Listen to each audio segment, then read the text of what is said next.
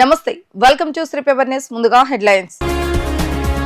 విద్యుత్ శాఖపై ముఖ్యమంత్రి చంద్రబాబు నాయుడు సమీక్ష. రాష్ట్రంలో సౌర విద్యుత్ ఉత్పత్తులను ప్రోత్సహించాలని అధికారులకు ఆదేశం.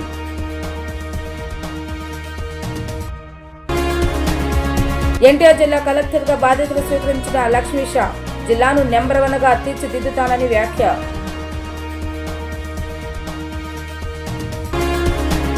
వైసీపీ అధినేత జగన్ పై సిపిఐ జాతీయ కార్యదర్శి నారాయణ ఫైర్. జగన్ కు ఆదాని ముడుపుల వ్యవహారంలో కఠిన చర్యలు తీసుకోవాలని డిమాండ్. విద్యుత్ శాఖపై సచివాలయంలో సీఎం చంద్రబాబు నాయుడు సమీక్ష నిర్వహించారు. రాష్ట్రంలో సౌర విద్యుత్ ఉత్పత్తిని ప్రోత్సహించే విషయంలో చేపట్టిన కార్యక్రమంపై అధికారులతో చర్చించారు. పిఎం సూర్య ఘర్ ప్రభుత్వ కార్యాలయాల్లో సోలార్ విద్యుత్ పరికరాల ఏర్పాటుపై సమీక్షించారు. ఎస్సీ ఎస్టీ వర్గాలకు చెందిన వారి గృహాలకు సోలార్ విద్యుత్ సౌకర్యం ఏర్పాటుపై సమీక్ష నిర్వహించిన ఆయన అధికారులకు పలు సూచనలు చేశారు. కుసుమ్ పథకం, సోలార్ విలేజ్ అంశాలపైన చర్చించారు. 100% సోలార్ విద్యుత్ సరఫరాకు కుప్పం నియోజకవర్గాన్ని పైలట్ ప్రాజెక్ట్ గా ప్రభుత్వం ఎంపిక చేసింది. ఎన్టీఆర్ జిల్లాను నెంబర్ 1 గా తీర్చిదిద్దుతానని నూతన కలెక్టర్ లక్ష్మీ షా పేర్కొన్నారు. ప్రభుత్వ పథకాలని ప్రతి లబ్ధిదానికి అందేలాగా కృషి చేస్తానని చెప్పారు. ఎప్పటికప్పుడు మీడియా ఫీడ్బ్యాక్ కూడా తీసుకుంటానని ఆయన వెల్లడించారు. ఎన్టీఆర్ జిల్లా కలెక్టర్ గా లక్ష్మీ షా బాధ్యతలు స్వీకరించారు. కలెక్టరేట్ లోని ఛాంబర్లో ప్రత్యేక పూజలు నిర్వహించి కలెక్టర్ గా బాధ్యతలు స్వీకరించారు. కలెక్టర్ కు వేద పండితులు ఆశీర్వచనం అందించారు. ఈ సందర్భంగా కలెక్టర్ లక్ష్మీ షా మాట్లాడుతూ ఎన్టీఆర్ జిల్లా కలెక్టర్ గా అవకాశం ఇచ్చినందుకు ముఖ్యమంత్రి, ఉప ముఖ్యమంత్రికి ధన్యవాదాలు తెలియజేస్తున్నట్లుగా పేర్కొన్నారు. జిల్లాకు గతంలో కలెక్టర్ గా పనిచేసిన వారి బాటలో నడుస్తూ ప్రజాప్రతినిధుల సహకారంతో, అధికారుల సమన్వయంతో జిల్లాను అన్ని విధాలా ప్రగతి దిశగా నడిపించేందుకు కృషి చేస్తానని తెలిపారు. రాష్ట్ర ప్రభుత్వ ప్రాధాన్యతలకు అనుగుణంగా ప్రణాళికాయుతంగా పనిచేస్తూ సంక్షేమ అభివృద్ధి పథకాలు, కార్యక్రమాల అమల్లో జిల్లా ముందు వరుసలో నిలిచేలా కృషి చేయనున్నట్లుగా ఆయన వెల్లడించారు. ఈరోజు ఎంతో ఇంపార్టెంట్ జిల్లా అయిన ఎన్టీఆర్ జిల్లాకి కలెక్టర్గా బాధ్యతలు స్వీకరించినందుకు చాలా ఆనందంగా ఉంది. ఈ అవకాశం ఇచ్చిన గౌరవ ముఖ్యమంత్రి గారికి, ఉప ముఖ్యమంత్రి గారికి, అలాగే నారా లోకేష్ గారికి, ప్రతి ఒక్కరికి నేను ధన్యవాదాలు తెలియజేసుకుంటూ ఉన్నాను. సో ఈ జిల్లాలో ఎంతో పెద్ద ఆఫీసర్స్ కలెక్టర్గా చేసి వెళ్ళి ఉన్నారు. సో వాళ్ళ బాటలో ఈ జిల్లా ప్రగతిని, ప్రభుత్వ ఆదేశాలకి, అలాగే ప్రభుత్వ పథకాలను అమలు చేస్తూ ఈ జిల్లాని ఎప్పుడు నెంబర్ 1 చేయడానికి సమిష్టి కృషితో ప్రతి ఒక్కరిని అనుసంధానం చేసుకుంటూ అన్ని డిపార్ట్మెంట్స్, అలాగే ప్రజాప్రతినిధులతో, అలాగే ప్రజలతో మమేకమయ్యి సో వాళ్ళతో ఫీడ్బ్యాక్ తీసుకొని, ముఖ్యంగా మీడియా మిత్రుల ఫీడ్బ్యాక్ ఎప్పటికప్పుడు తీసుకొని సో ఈ జిల్లాని ప్రగతి పథంలో నెంబర్ 1 నిలపడానికి నా వంతు కృషి చేస్తానని సందర్భంగా తెలియజేస్తున్నాను. జగన్ కు ఆదాని ముడుపుల వ్యవహారంలో కఠిన చర్యలు తీసుకోవాలని సిపిఐ జాతీయ కార్యదర్శి నారాయణ డిమాండ్ చేశారు. అమెరికా కోర్టులో కేసు నమోదైనందున ఈ విషయంలో ఇంకా ఆలస్యం చేయకూడదన్నారు. ఈ అక్రమాలతో ప్రజలపై మోపలేని భారం పడుతుందని ఆయన ఆందోళన వ్యక్తం చేశారు. అమెరికా దేశంలో న్యూయార్క్ కోర్టులో భారతదేశ కార్పొరేట్ దిగ్గజమైన గౌతమ్ అదానీపై లంచం కేసు నమోదు అయిందని, భారతదేశంలోగా కాకుండా అమెరికాలో జాప్యం చేయకుండా కేసులను త్వరగా పూర్తి చేస్తారని సిపిఐ జాతీయ కార్యదర్శి నారాయణ పేర్కొన్నారు. ఈ సందర్భంగా ఆదివారం ఆయన అమరావతిలో మీడియాతో మాట్లాడుతూ ఆదాని అవినీతి పరం ఆంధ్రప్రదేశ్లో రాజకీయ ప్రకంపనలు సృష్టించిందన్నారు. ఇది మాజీ ముఖ్యమంత్రి జగన్మోహన్ రెడ్డిపై పడి ఢిల్లీ వరకు పాకిందన్నారు. అమెరికాలో ఆదానిపై నమోదైన కేసు ఆంధ్రప్రదేశ్ నుండి భారతదేశం మొత్తం ప్రకంపనలు సృష్టిస్తుందని, ఈ కేసును అమెరికన్ గవర్నమెంట్ సీరియస్ గా తీసుకుంటుందా లేక ఆదానికి మద్దతుగా మోడీ అడ్డం పడతారా వేచి చూడాలన్నారు. అమెరికా ప్రభుత్వం ఆదానిపై చర్య తీసుకుంటే అమెరికా నిజాయితీ నిలబడుతుందని, అమెరికా ప్రభుత్వం నరేంద్ర మోడీ కుమ్మక్కై ఈ అవినీతి కేసును రూపుమాపాలని ప్రయత్నించడం సరికాదని నారాయణ అన్నారు. ఈ కేసు సత్వర పరిష్కారానికి పెద్ద ఎత్తున ప్రజా ఉద్యమం రావాలని కోరుతున్నామని అన్నారు. ఆంధ్రప్రదేశ్ లో ఉన్నటువంటి రాజకీయ ఆర్థిక అభివృద్ధికి మూల కారణం అమెరికా. నార్త్ కెనడాలో ర్యాలీ, దాని క్యాపిటల్ సిటీ ఇక్కడి నుంచి ఆంధ్రప్రదేశ్ కి అవినీతి అంటే ఆశ్చర్యంగా కేవలం 1700 కోట్ల రూపాయల లంచానికి 1,00,000 కోట్ల రూపాయల అపరాధం ఆంధ్రప్రదేశ్. దీన్ని ఎవరు చూసాగా? దీన్ని ఒకవైపున ఏపీ ముఖ్యమంత్రి, మాజీ ముఖ్యమంత్రి చేసిన కేంద్ర ప్రభుత్వం తెలుగు చేయడానికి వీల్లేదు. అదానికి ఇచ్చినటువంటి లంచం, అదాని ఎవరు? మోడీకి పూజించాలంటారు. ఇప్పుడు అదానికి దాన్ని శిక్షిస్తే మోడీ పడిపోతారు. కాబట్టి ఈ అవినీతి రూట్ కాజ్ తెలిసినప్పుడు దీనిపైన సమర్పించాలని తెలిపించాల్సింది. దీన్ని మోడీ నైతిక బాధ్యత వహించాలి. తర్వాత అదానిని శిక్షించాలి. శక్తి ఉందా? అదాన్ని శిక్షించే శక్తి లేదు. అదాన్ని శిక్షిస్తే మోడీ పడిపోతాడు. మోడీ పడిపోతే చంద్రబాబు పడిపోతాడు. ఇంత లింక్స్ ఉన్నాయి. ఇంత అవినీతి మూలకారణటువంటి మాజీ ముఖ్యమంత్రి జగన్మోహన్ రెడ్డి అయితే, అదాని దానికి కారణమైతే, మోడీ గారి సపోర్ట్ అయితే ఇంత లింక్ ఉన్నాయి. ఇవన్నీ ప్రజా ఉద్యమాల ద్వారా పరిష్కారం చేయాలంటే అది అందుకని అభివృద్ధికి వెళ్ళాల్సిందే, ఇది ఎక్స్పోర్ట్ చేయాల్సిందే. ఈ అభివృద్ధికి సంబంధించిన కేంద్ర ప్రధానమంత్రి వదులుకొని అదాని వదులుకొని అమిత్ షా దాంట్లో మొత్తం ఎక్స్పోర్ట్ చేసి తప్ప ఇది సాధ్యమైపోతుంది కాదు. అందుకనే దీని మూల కారణం అందుకని నిరుపయోగం అయితే, దీనికి ఆహుతి అయింది, ఆహుతి ప్రజానీకం అయితే దీన్ని భారతదేశం వరకు ప్రధాని నిలబడిపోయాల్సింది. ఇది ఆర్థిక అభివృద్ధికి, రాజకీయ అభివృద్ధికి పరాకాశంగా చెప్పుకోవాల్సి వస్తుంది. ఇంతకన్నా మీ సమానం లేదు. పవిత్ర కార్తీక మాసం 4వ సోమవారం సందర్భంగా నగర వ్యాప్తంగా శివాలయాలు భక్తులతో కిటకిటలాడుతున్నాయి. వేకువజాము నుండి భక్తులు ఆలయాలకు తరలివచ్చి ఆ మహేశ్వరుని దర్శించుకుని ప్రత్యేక పూజలు నిర్వహించారు. అభిషేక ప్రియుడైన పరమశివునికి ఎంతో ఇష్టమైన అభిషేకాలను అర్చకులు శాస్త్రోక్తంగా నిర్వహించారు. మహిళలు కార్తీక దీపాలను వెలిగించి ఆ ముక్కంటికి నివేదించారు. ఓం నమః శివాయ అంటూ భక్తుల పంచకీర్తనలతో శైవక్షేత్రాలు మారుమోగుతున్నాయి. పవిత్ర కార్తీక మాసం 4వ సోమవారం కావడంతో నగరంలోని శివాలయాలు కిటకిటలాడుతున్నాయి. వేకువజాము నుండి భక్తులు పెద్ద సంఖ్యలో ఆలయాలకు తరలివచ్చారు. శివ దర్శనానికి భక్తులు బారులు తీరారు. ఉదయం నుండి భక్తులు ఆలయానికి తరలివచ్చి ఆ మహేశ్వరుని దర్శించుకుని ప్రత్యేక పూజలు నిర్వహించారు. అర్చకులు వేద మంత్రోచ్చరణలతో స్వామివారికి మహన్యాసపూర్వక రుద్రాభిషేకం, సహస్ర లింగార్చన, బిల్వార్చన తదితర పూజాధికారులు శాస్త్రోక్తంగా నిర్వహించారు. మహిళలు కార్తీక దీపాలు వెలిగించి అభిషేక ప్రియుడైన బోళా శంకరుడికి భక్తి శ్రద్ధలతో అభిషేకాలు చేశారు. శివనామస్మరణతో ఆలయాలు మారుమోగుతున్నాయి. భక్తులకు ఎటువంటి ఇబ్బంది లేకుండా అధికారులు అన్ని ఏర్పాట్లు చేశారు. ఒక్క ఛాన్స్ పేరుతో 5 ఏళ్లు రాష్ట్రాన్ని పాలించిన జగన్ రాయలసీమకు చేసిందేమీ లేదని, చివరకు ఆయన రాయలసీమ ద్రోహిగా చరిత్రలో మిగిలిపోయారని రాష్ట్ర బీసీ సంక్షేమ శాఖ, చేనేత జౌళి శాఖ మంత్రి సవిత అన్నారు. రాష్ట్ర బడ్జెట్ లో బీసీల సంక్షేమానికి కూటమి ప్రభుత్వం 39,000 కోట్లు కేటాయించిందని అన్నారు. కురుబ సామాజిక వర్గం ఐక్యంగా ఉండి రాజకీయంగా ఎదగాలని ఆమె ఆకాంక్షించారు. అమరావతిలో భక్త కన్నదాస విగ్రహం ఏర్పాటు చేయనున్నామని రాష్ట్ర బీసీ, ఈడబ్ల్యూఎస్ సంక్షేమ, చేనేత మరియు జౌళి శాఖ మంత్రి సవిత తెలిపారు. తిరుపతిలోనూ భక్త కన్నదాస పీఠం ఏర్పాటుకు కృషి చేస్తున్నామని తెలిపారు. గుంతకల్లు పట్టణంలో భక్త కన్నదాస కాంస్య విగ్రహాన్ని ఆదివారం మంత్రి సవిత ఆవిష్కరించారు. ఈ సందర్భంగా ఆమె మాట్లాడుతూ సామాజిక తత్వవేత్తగా, సర్వకర్తగా భక్త కన్నదాస తన కీర్తనలు, రచనలతో సమాజంలో అసమానతలపైన, కుల వ్యవస్థపైన ప్రజల్లో చైతన్యం తీసుకొచ్చారన్నారు. సామాజిక రుగ్మతల నిర్మూలనకు కన్నదాస చేసిన సేవలు శ్లాఘనీయమన్నారు. అటువంటి మహనీయుని విగ్రహాన్ని ఏర్పాటు చేయటం, ఆ విగ్రహాన్ని తాను ఆవిష్కరించడం తన అదృష్టమన్నారు. కన్నదాస వారసులవ్వటం కురుబులో చేసుకున్న అదృష్టమన్నారు.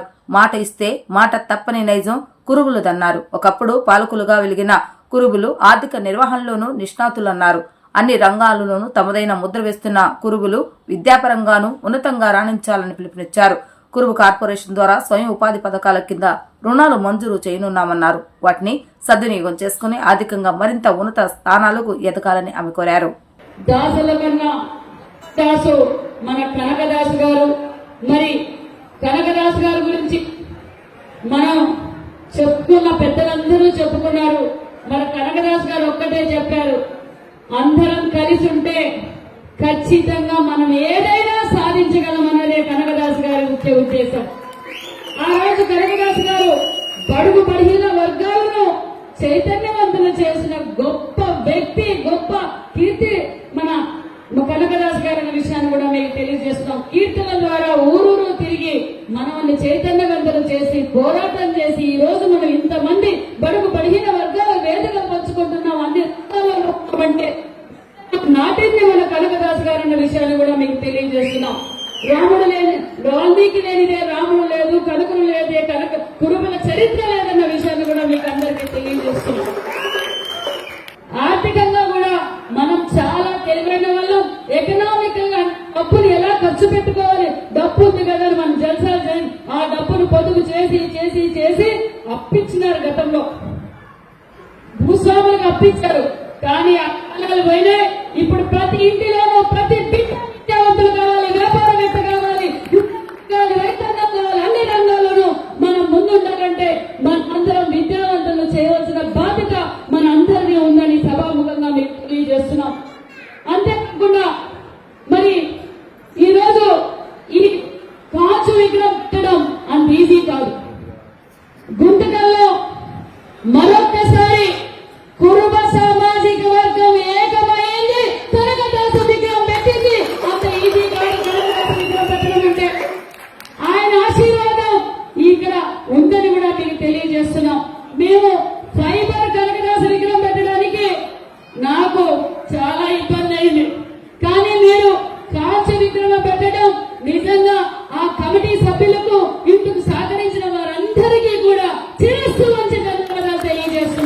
వివాదాస్పద దర్శకుడు రామ్ గోపాల్ వర్మ అరెస్టుకు రంగం సిద్ధమైంది. ఏ క్షణమైనా ఆయనను అరెస్టు చేసి మద్దిపాడుకు తీసుకువెళ్లేందుకు పోలీసులు ఆర్జీవీ నివాసానికి చేరుకున్నారు. 2 ఎస్ఐలతో పాటు 6 పోలీసులు వర్మ ఇంటికి చేరుకున్నారు. మార్ఫింగ్ కేసులో రామ్ గోపాల్ వర్మపై మద్దిపాడు పోలీస్ స్టేషన్ లో కేసు నమోదైంది. దర్శకుడు రామ్ గోపాల్ వర్మ మాయమయ్యారు. పోలీసులు అరెస్టు చేస్తారన్న ఉద్దేశంతో వర్మ ఇంటి నుంచి మాయమయ్యారు. ఫోన్ స్విచ్ ఆఫ్ చేసుకుని వెళ్లిపోయారు. సోషల్ మీడియాలో అనుచిత వ్యాఖ్యలు పోస్టులపై ప్రకాశం జిల్లా మద్దిపాడు పోలీసులు వర్మపై కేసు నమోదు చేశారు. ఇప్పటికే 2 సార్లు వర్మ విచారణకు గైహాజరయ్యారు. దీంతో సోమవారం ఉదయం హైదరాబాద్ లో వర్మ ఇంటికి చేరుకున్నారు. 2 పోలీసులతో పాటు 6 కానిస్టేబుల్ ఆర్జీవీ నివాసానికి చేరుకున్నారు. పోలీసులు చేరుకునే సమయానికి వర్మ ఇంట్లో లేరని సిబ్బంది పోలీసులకు చెప్పడంతో ప్రకాశం జిల్లా పోలీసులు ఆయన ఇంటి దగ్గర ఎదురుచూస్తున్నారు. మరోవైపు పోలీసులు నమోదు చేసిన కేసు కొట్టేయాలని వర్మ దాఖలు చేసిన పిటిషన్పై ప్రభుత్వ వైఖరి చెప్పాలని హైకోర్టు ఆదేశించింది. పోలీసులు విచారణకు హాజరవటంపై తగిన గడువు కావాలంటే పోలీసులను కోరాలని హైకోర్టు గతవారం సూచించింది. ఆ తర్వాత మద్దిపాడు పోలీసులకు వర్మ తరపు న్యాయవాది విచారణకు హాజరయ్యేందుకు గడువు కోరుతూ లేఖను అందజేశారు. ఆ తర్వాత మరోసారి వర్మకు మద్దిపాడు పోలీసులు నోటీసులు జారీ చేశారు. పోలీసుల నోటీసులకు వర్మ స్పందించకపోవడంతో ఆయన్ను అరెస్టు చేయడానికి హైదరాబాద్ చేరుకున్నారు. మరోవైపు ఏపీ పోలీసుల తీరును వర్మ తరపు లాయర్ తప్పుపట్టారు. పోలీసుల విచారణను గడువు కోరే హక్కు వర్మకు ఉంటుందని చెప్పారు. రాజకీయాల్లో చిన్న పదవి ఉంటే చాలు ఎంతో హడావుడి చేసే నాయకులను చూస్తాం. పదవుల కోసం పైరివులు, చివరకు ఎమ్మెల్యేదో ఎంపీదో స్టిక్కర్ ఇస్తే కారుపై వేసుకుని తిరుగుతూ బిల్డప్ కొట్టే నాయకులను నేడు ఎందెన్నో చూస్తుంటాం. కుటుంబంలో బంధువులు ఎవరైనా రాజకీయ పదవులు ఉంటే దాన్ని వాడుకొని చేసే హడావుడి అంతా ఇంతా కాదు. పేరుకు పదవి ఉంటే చాలు లగ్జరీ కార్లు తిరుగుతూ హోదాలు అనుభవించే నాయకులు ఉన్న ఈ రోజుల్లో ఎంతో కష్టపడి పైకి వచ్చి ప్రజల మద్దతు ఎన్నికల్లో గెలిచి ఎంపీగా ఎదిగిన సామాన్య జీవితాన్ని అనుభవించే వారిని చాలా తక్కువ మందిని చూస్తుంటాం. ఆయనే విజయనగరం ఎంపీ కలిశెట్టి అప్పలనాయుడు. పదవిని బాధ్యతగా భావిస్తూ ప్రజలకు సేవ చేసుకునే అవకాశం రావటం అదృష్టంగా భావించి ఎటువంటి ఆడంబరాలకు పోకుండా బాధ్యత కలిగిన ప్రజాప్రతినిధిగా వ్యవహరించే నాయకులు ఇప్పటికీ ఉన్నారంటే నమ్మశక్యం కావటం లేదు. కానీ ఎంపీగా గెలిచి సాదాసీదాగా ఉంటూ లోక్సభ సమావేశాలకు వెళ్తున్నారు. ఆయనెవరో కాదు, ఆంధ్రప్రదేశ్లోని విజయనగరం ఎంపీ కలిశెట్టి అప్పలనాయుడు. ఏడాది పార్లమెంట్ సమావేశాలు ప్రారంభమైన నాటి నుంచి ఆయన సైకిల్పై వెళ్తున్నారు. పసుపు రంగు దుస్తులు ధరించి ఆయన సైకిల్పై నిరాడంబరంగా వెళ్తున్నారు. మరోవైపు దేశ రాజధాని ఢిల్లీలో కాలుష్యంతో ప్రజలు తీవ్ర ఇబ్బందులు ఎదుర్కొంటున్నారు. ఈ నేపథ్యంలోనే వాయు కాలుష్యంతో కూడిన వాహనాలను ఆయన ఉపయోగించకుండా పార్లమెంట్ సమావేశాలకు కేవలం సైకిల్పై వెళ్తూ అందరికీ ఆదర్శంగా నిలుస్తున్నారు. ఎంపీ అనే అహంకారం ఆయనలో మచ్చుకైనా కనిపించదు. నియోజకవర్గం అభివృద్ధి కోసమే నిరంతరం ఆయన తపిస్తుంటారు. బంగాళాఖాతంలో అల్పపీడనం ఏర్పడింది. ఇది పశ్చిమ వాయువ్య దిశగా పయనిస్తూ సోమవారం నాటికి వాయుగుండంగా బలపడే అవకాశం ఉందని భారత వాతావరణ విభాగం తెలిపింది. ఆ తర్వాత 2 రోజుల్లో తమిళనాడు, శ్రీలంక తీరాల వైపు వెళ్లొచ్చని పేర్కొంది. దీని ప్రభావంతో రాబోయే 3 రోజుల్లో రాష్ట్రంలో కొన్ని చోట్ల తేలికపాటి నుంచి ఓ మోస్తారు వర్షాలకు అవకాశం ఉందని తెలిపింది. బుధ, గురు, శుక్రవారంలో కోస్తాంధ్ర, రాయలసీమలోని కొన్ని ప్రాంతాల్లో భారీ వర్షాలు కురుస్తాయని అంచనా వేస్తుంది. అల్పపీడనం క్రమంగా తీవ్ర తుఫానుగా రూపాంతరం చెందుతుందని కొన్ని వాతావరణ మోడళ్లు అంచనా వేస్తున్నాయి. తర్వాత అల్పపీడనం బలహీనపడి తమిళనాడులో తీరం దాటుతుందని తెలుస్తుంది. వర్షాల నేపథ్యంలో రైతులు వ్యవసాయ పనుల్లో తగిన జాగ్రత్తలు తీసుకోవాలని విపత్తుల నిర్వహణ సంస్థ తెలిపింది. నగరవాసులకు కావాల్సిన అన్ని రకాల ఉత్పత్తులు ఇక్కడ లభ్యమవుతున్నాయని శ్రీ సాయి చేనేత కాటన్ సిల్క్ ఎక్స్పో ప్రదర్శన నిర్వాహకురాలు విజయలక్ష్మి అన్నారు. వీటితో పాటు హస్తకళ వస్తువులు లభ్యమవుతాయని నగరవాసులు ఈ ఎగ్జిబిషన్ అందరూ ఆదరించాలని ఆమె కోరారు. కార్తీక మాసం క్రిస్టమస్ పండుగల సందర్భంగా మహాత్మా గాంధీ రోడ్లోని బాపు మ్యూజియంలో ఏర్పాటు చేసిన శ్రీ సాయి చేనేత కాటన్ సిల్క్స్ ఎక్స్పో పేరిట అఖిల భారత హస్తకళ నగిష వస్త్రాల ప్రదర్శన ప్రజలను విశేషంగా అలరిస్తుంది. శనివారం నుండి ప్రారంభమైన ఈ ఎగ్జిబిషన్ నవంబర్ 30వ తారీఖుతో ముగియనుంది. ప్రదర్శన నిర్వాహకురాలు విజయలక్ష్మి మాట్లాడుతూ ప్రదర్శనలో వివిధ రాష్ట్రాలకు చెందిన చేనేత హస్తకళాకారులు తమ ఉత్పత్తులతో స్టాల్స్ ఏర్పాటు చేశామన్నారు. ప్రదర్శనలో Pochampally, Narayanpet, Uppada, Chirala, Mangalagiri, Kalamkari, fancy khadi, cotton printed, Bengal silks, Bhagalpur చీరలు, Bandhani silks, Gujarati design tops, Lucknow chikan works, door cottons, door mats, Warangal towels, bedsheets, మహిళా అలంకరణ వస్తువులు, అనేక రకాల గృహోపకరణాలు వినియోగదారులకు అందుబాటు ధరలో లభిస్తున్నాయని అన్నారు. నగరవాసులకు కావాల్సిన అన్ని రకాల ఉత్పత్తులు ఇక్కడ లభ్యమవుతున్నాయని అన్నారు. వీటితో పాటు హస్తకళ వస్తువులు లభ్యమవుతున్నాయని నగరవాసులు ఈ ఎగ్జిబిషన్ ను ఆదరించాలని ఆమె కోరారు. డిసెంబర్ 1 వరకు ఇక్కడ స్టార్ట్ అయ్యింది. ఇప్పుడు ఈ లాస్ట్ డేస్లో మీకు ఇంకా 10 డేసే ఉంది. ఇక్కడ అన్నీ మీకు హోల్సేల్ రేట్కే వస్తాయి. తయారీదారుల నుంచి వస్తుంది ప్రతి ప్రోడక్ట్ కూడాను. మీకు హ్యాండ్లూమ్లోకి వచ్చేసి ఉప్పాడ పట్టు నుంచి మీకు మాధవరం పట్టు, ధర్మవరం పట్టు వస్తుంది, మంగళగిరి పట్టు చీరలు వస్తాయి. అలాగే మీకు హ్యాండ్లూమ్ ప్రింటెడ్ శారీస్ వస్తుంది, కేరళ కాటన్ వస్తుంది, లక్నో చికెన్ శారీస్ వస్తాయి, ఇక్కడ బాగల్పూరి సిల్క్ వస్తుంది. అలాగే మీకు హ్యాండ్లూమ్లో ఇంకొక ప్రోడక్ట్ ఉంది, పొందూరు ఖద్దరు వస్తుంది. అలాగే మీకు హ్యాండ్లూమ్లో వచ్చి జెంట్స్ కలెక్షన్ ఎక్కువ వస్తుందండి. ఈసారి పొందూరు నుంచి కానివ్వండి, ఇతర ప్రాంతాల నుంచి కూడా మెటీరియల్స్ వస్తుంది, మీకు అతి తక్కువ ధరలకే దొరుకుతాయి. అలాగే హ్యాండీక్రాఫ్ట్ వచ్చేసి హైదరాబాదీ ముత్యాలనే సారంగపూర్ ఐటమ్ ఉంటుంది, వుడెన్ ఐటము. మీకు వుడెన్లో రకరకాల హ్యాండ్మేడ్ ప్రోడక్ట్స్ అంతా ఇక్కడ దొరుకుతుంది. అలాగే ఆత్రేయపురం పూతరేకులు కానీ ఫుడ్ ఐటమ్ కూడా మీకు చాలా ఇక్కడ అవైలబుల్ ఉంది. మీకు అన్నీ కూడా తక్కువ రేట్లోనే దొరికిపోతాయి. ఇక ఆర్గనైజర్ గారు వచ్చేసి కంబంపాటి పద్మ గారండి. ఇది డ్వాక్రా మహిళతో నిర్వహింపబడుతున్న ఎగ్జిబిషన్. ఇంకా 10 డేసే ఉంది.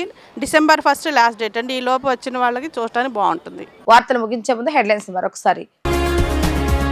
విద్యుత్ శాఖపై ముఖ్యమంత్రి చంద్రబాబు నాయుడు సమీక్ష. రాష్ట్రంలో సౌర విద్యుత్ ఉత్పత్తులను ప్రోత్సహించాలని అధికారులకు ఆదేశం.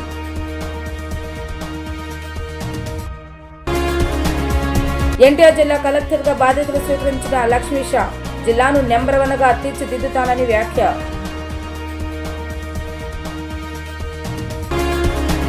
వైసీపీ అధినేత జగన్ పై సిపిఐ జాతీయ కార్యదర్శి నారాయణ ఫైర్. జగన్ కు ఆదాని ముడుపుల వ్యవహారంలో కఠిన చర్యలు తీసుకోవాలని డిమాండ్. ఇవి రోజు వార్తా విశేషాలు. మరలా తిరిగి ప్రసారమే వార్తలు మళ్ళీ కలుద్దాం. అందరికీ సెలవు. నమస్కారం.